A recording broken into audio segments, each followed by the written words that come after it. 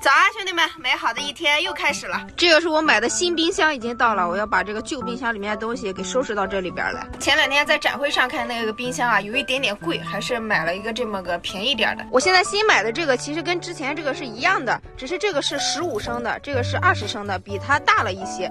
我看了一下，它们的宽度都是一样的，就是这一个比它高了一点。这个冰箱都用了好长时间了，就是它现在只能到零下1度了，就再往下按的话，它只能到这里，这都按都按不动了。前2天的水饺化了，我都给扔了，老心疼了。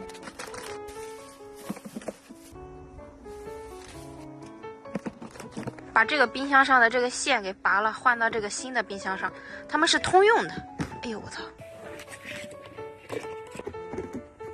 来把这个温度设置一下，这个最低可以设到零下20度，不用那么低，零下10度就可以了。趁这会功夫把车上给收拾收拾，我想把这个盒给它清空了，里面要把尿素给它满上。然后这是上次保养换的机油，又剩半桶，我找个地方给它安置了。我早就给它物色了一个好地方，给它放到这个引擎盖，把这个加玻璃水的口给它拿开，把这个放到这里面，往里一推，刚刚好。为了安全起见，我用这个扎带给它扎上。哎，这个扎带我建议兄弟们都可以备上一包。我买的这个是可以重复利用的，这里有个口，这样一按的话就可以给它打开了。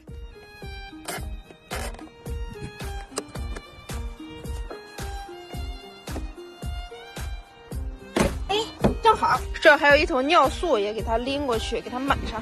这尿素是2桶加不完，机油2桶也加不完，每次还都得买2桶，对，放车上留1桶，烦死了。现在把这一桶给加上，里面那一桶应该烧的差不多了。我刚刚提前在这里已经打了一个眼儿。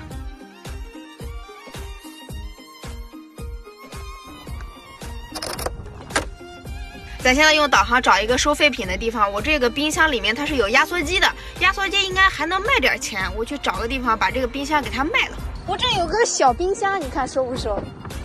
就这个，这么大点啊？这是在车上用的，然后有压缩机的，它就制冷效果不太好了。行，给你吧。这还有纸盒，我给你吧。谢谢。